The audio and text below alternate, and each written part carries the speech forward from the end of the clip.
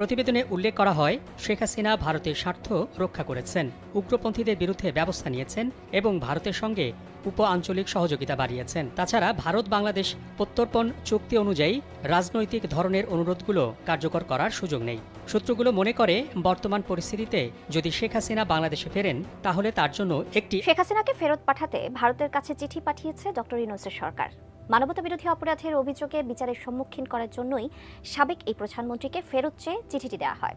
তবে শেখ হাসিনাকে ফেরত দেওয়া নিয়ে এবার নতুন তথ্য দিল ভারতীয় গণমাধ্যম। এই নতুন তথ্যে কি রয়েছে? ভালোবাসা যদি করতে হয় নরেন্দ্র মোদী এবং হাসিনার মতো কইরো। কেন বলতেছে এই কথা? আজকের ভিডিওটি দেখলে একটু বিস্তারিত বুঝতে পারবেন। টাইটেল থাম্বনেল দেখে অবাক হয়ে লাভ নাই। আপনাদের কি মনে হয় শেখ হাসিনা আপারে বাংলাদেশে কি ফেরত দিবে ভারত? এই সরকার কি শেখ হাসিনা আপারে বাংলাদেশে ফেরত আনতে পারবে? অবশ্যই একটু কমেন্ট করে জানাবেন। প্রিয় দর্শক মণ্ডলী, নরেন্দ্র মোদীর উপরে কত ধরনের অত্যাচার, নির্যাতন, নিপীড়ন, টর্চার, বদনাম, অনেক কিছু কিন্তু ঝড়ঝাপটা তার উপর দিয়ে যাচ্ছে একটা মানুষকে কেন্দ্র করে, সেটা হলো শেখ হাসিনা। পররাষ্ট্র মন্ত্রণালয়ের সাথে বৈঠক হয়েছে ভারতের। শেখ হাসিনাকে দেশে ফেরত পাঠানো নিয়ে ভারত কী প্রতিক্রিয়া জানালো? চিঠি কিন্তু বাংলাদেশ থেকে গিয়েছে এবং ভারতের প্রতিক্রিয়া আজকে আপনাদেরকে জানাবো। শেখ হাসিনা আপারে তারা বিচারের জন্য দেশে দিবে কিনা বা পাঠাবে কিনা, পাঠালেও কবে পাঠাবে, একটু জানা দরকার সরকার কিভাবে কাজ করতেছে। বিস্তারিত আজকের ভিডিওতে জানবেন। অনুরোধ এতটুকুই, পরিপূর্ণ ভিডিওটি দেখে আপনারা মূল্যবান মতামতটি কমেন্ট বক্সে জানাবেন। তার আগে চ্যানেলে যারা নতুন আসছেন দয়া করে চ্যানেলটি সাবস্ক্রাইব করে দেবেন। চলেন বেশি কথা না বাড়িয়ে শেখ হাসিনা আপারে দেশে কবে পাঠাচ্ছে বা পাঠাবে কি ভারত, একটু বিস্তারিত জেনে আসি সরকার কি করতেছে। গুরুত্বপূর্ণ আপডেট, পরিপূর্ণ ভিডিওটি দেখবেন ইনশাআল্লাহ। শেখ হাসিনাকে ফেরত পাঠাতে ভারতের কাছে চিঠি পাঠিয়েছে ডক্টর ইউনূসের সরকার। মানবতাবিরোধী অপরাধের অভিযোগে বিচারের সম্মুখীন করার জন্যই সাবেক এই প্রধানমন্ত্রীকে ফেরত চেয়ে চিঠিটি দেওয়া হয়। তবে শেখ হাসিনাকে ফেরত দেওয়া নিয়ে এবার নতুন তথ্য দিল ভারতীয় গণমাধ্যম। এই নতুন তথ্যে কি রয়েছে বিস্তারিত জানাচ্ছেন শেখ ফরিদ।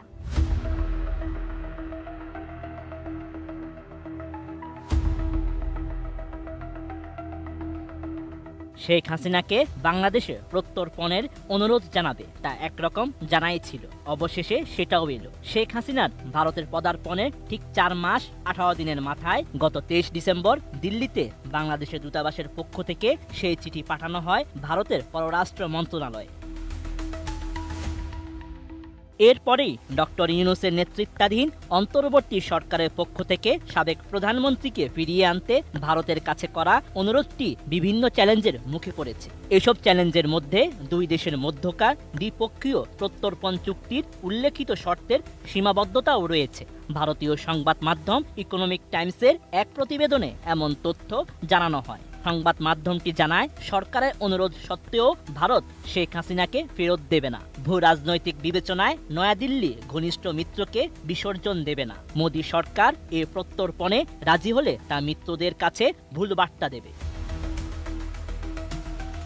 কূটনীতিক সূত্রের বরাত দিয়ে ইকোনমিক্স টাইমস জানায়, অন্তর্বর্তী সরকারের চাপ সত্ত্বেও ভারত এই বিষয়ে দ্রুত কোনো পদক্ষেপ নেবে না। মোদী সরকার বিষয়টি সতর্কতার সঙ্গে পর্যালোচনা করবে। এ প্রক্রিয়ায় কয়েক মাস লেগে যেতে পারে।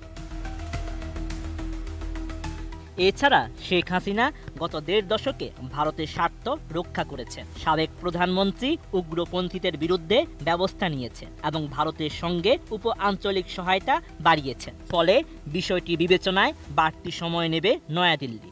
এছাড়া দুই দেশের মধ্যকার প্রত্যর্পণ চুক্তি অনুযায়ী রাজনৈতিক অনুরোধ কার্যকরের সুযোগ নেই। বর্তমান পরিস্থিতিতে শেখ হাসিনা দেশে ফিরলে তা একটি অনিশ্চিত ও ঝুঁকিপূর্ণ পরিস্থিতি তৈরি করতে পারে। রাজনৈতিক বিশ্লেষকরা বলছেন, এ প্রক্রিয়াটি জটিল ও সময় সাপেক্ষ বলে বিবেচিত হচ্ছে। ভারতে শেখ হাসিনার এমন অবস্থান প্রথম নয়। 1975 সালে তার বাবা শেখ মুজিবুর রহমানকে হত্যার পর তিনি ভারতে আশ্রয় নিয়েছিলেন। রাজনৈতিক পর্যবেক্ষকরা বলছেন, ভারতে শেখ হাসিনার উপস্থিতি আওয়ামী লীগের মনোবল বাড়িয়ে দেবে। দলটি পুনরায় বাংলাদেশের রাজনীতিতে ফেরার চেষ্টা করবে। সম্মানিত দর্শক মণ্ডলী, আরও একটি গুরুত্বপূর্ণ প্রতিবেদন আছে, আমি মনে করছি এই পর্যন্ত যারা দেখছেন সেটাও দেখা দরকার। চলেন একটু বিস্তারিত দেখে আসি। আওয়ামী লীগের সভাপতি ও সাবেক প্রধানমন্ত্রী শেখ হাসিনাকে ফেরত দেবে না ভারত। এ ঘটনা সম্পর্কে অবগত সূত্রের বরাত দিয়ে এই তথ্য জানিয়েছে ভারতীয় সংবাদ মাধ্যম ইকোনমিক টাইমস। সংবাদ মাধ্যমটি জানায়, ভারত তার ঘনিষ্ঠ মিত্র শেখ হাসিনাকে বিসর্জন দেবে না। ভূ রাজনৈতিক কারণ বিবেচনায় তারা হাসিনাকে ফেরত দেবে না। ভারত মনে করে এই প্রত্যর্পণে রাজি হলে প্রতিবেশী মিত্রদের কাছে ভুল বার্তা পৌঁছবে। উচ্চ পর্যায়ের সূত্রের বরাতে পত্রিকাটি বলছে, বাংলাদেশের বর্তমান মোহাম্মদ ইউনূস সরকারের চাপ থাকা সত্ত্বেও এই বিষয়ে দ্রুত কোনো সিদ্ধান্ত নেবে না ভারত। অনুরোধটি তারা সতর্কতার সঙ্গে পর্যালোচনা করবে এবং এতে কয়েক মাস সময় লেগে উল্লেখ করা হয়, শেখ হাসিনা ভারতের স্বার্থ রক্ষা করেছেন, উগ্রপন্থীদের বিরুদ্ধে ব্যবস্থা নিয়েছেন এবং ভারতের সঙ্গে উপ আঞ্চলিক সহযোগিতা বাড়িয়েছেন। এই বিবেচনা পর্যালোচনায় সময় নেবেন তারা। তাছাড়া ভারত বাংলাদেশ প্রত্যর্পণ চুক্তি অনুযায়ী রাজনৈতিক ধরনের অনুরোধগুলো কার্যকর করার সুযোগ নেই। সূত্রগুলো মনে করে, বর্তমান পরিস্থিতিতে যদি শেখ হাসিনা বাংলাদেশে ফেরেন তাহলে তার জন্য একটি অনিশ্চিত ও ঝুঁকিপূর্ণ পরিস্থিতি তৈরি হতে পারে। মাহমুদা আপা, গতকালকে রাতে আপনাদের যে স্থায়ী কমিটির বৈঠক শেষে যখন শফিকুল আলম জাতিকে জানিয়েছেন যে এটি সরকার উদ্যোগ নেবে, তখন বলা হয়েছে উদ্ভূত পরিস্থিতিতে সরকার বিচক্ষণতার পরিচয় দিয়েছে, ফলে দেশের সংবিধান নিয়ে বিতর্ক এড়ানো গেছে। এটা হচ্ছে বিএনপির অফিসিয়াল স্টেটমেন্ট সোমবার রাতে আনুষ্ঠানিক ঘোষণার পরে। আমার প্রশ্ন হচ্ছে, বৈষম্য বিরোধী ছাত্র আন্দোলন যদি জুলাইয়ের ঘোষণাপত্র ঘোষণা করত, সেটি নিয়ে আপনাদের এত অস্বস্তি কেন? বা এই ঘোষণায় সংবিধান নিয়ে কেমন বিতর্ক আসলে তৈরি হতো? আপনারা আসলে শঙ্কায় ছিলেন কি নিয়ে? আচ্ছা, ধন্যবাদ আপনাকে। আজকে 31শে ডিসেম্বর আমরা এই শোটা করছি, যে আমি সবাইকে বিদায়ী বছরের বিজয়ের অভিনন্দন জানাচ্ছি এবং আগামী বছরের প্রত্যাশা নিয়ে কথা বলা শুরু করছি। প্রথমত আপনি যেটা বললেন সেটা হচ্ছে যে যেই প্রোক্লেমেশন অফ ডিক্লারেশন বা যেই ধরনের ঘোষণাপত্রের কথা বলা হচ্ছিল বা আলাপ আলোচনা হচ্ছিল, এটা বেসিক্যালি এইটা ডকুমেন্টেড হয়নি, কিন্তু এটা কিন্তু স্পিরিটটা ছিল। এটা স্পিরিটের আলোকেই 8 তারিখে যে গভর্নমেন্ট ফর্ম হয়েছে, প্রতিটা স্টেক হোল্ডার, আমরা সব সময় বলে এসেছি, এটাতে যেমন বৈষম্য বিরোধী ছাত্র আন্দোলন, যেমন জাতীয় নাগরিক সমাজ, ওনারা তো পরে এসেছেন, আনুষ্ঠানিকভাবে পরে এসেছেন, যদিও তারা এই পার্ট। আমাদের প্রত্যেকের সরকার কিন্তু এই অন্তর্বর্তীকালীন সরকার, কাজেই তাদের হাতে এই সমন্বিত শক্তি, সমন্বিত বাংলাদেশ, ফ্যাসিস্ট বা সন্ত্রাসবাদের বিরুদ্ধে তো গোটা বাংলাদেশ এক জায়গায় হয়েছিল, সেই বাংলাদেশের সরকার 8 তারিখে ফর্ম হয়েছে। সম্মানিত দর্শক মণ্ডলী, এই অবস্থাতে বাংলাদেশকে ভারত শেখ হাসিনাকে ফেরত দিবে না। স্পষ্ট বার্তায় জানাইছে যে তার জীবনের আশঙ্কা আছে, ভারত এত পরম মিত্রকে এরকম ক্রিটিক্যাল অবস্থায় তারা ফেলবে না, এটা তাদের একদম স্পষ্ট বার্তা।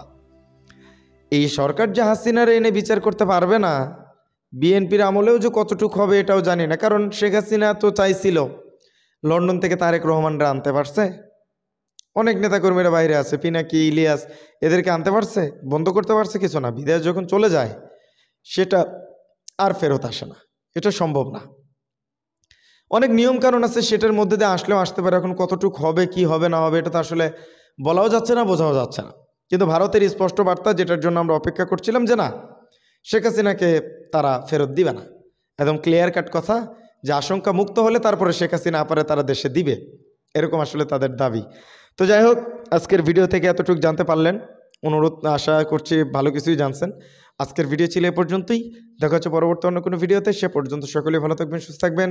আসসালামু আলাইকুম রহমতুল্লাহি ওয়া বারাকাতুহু।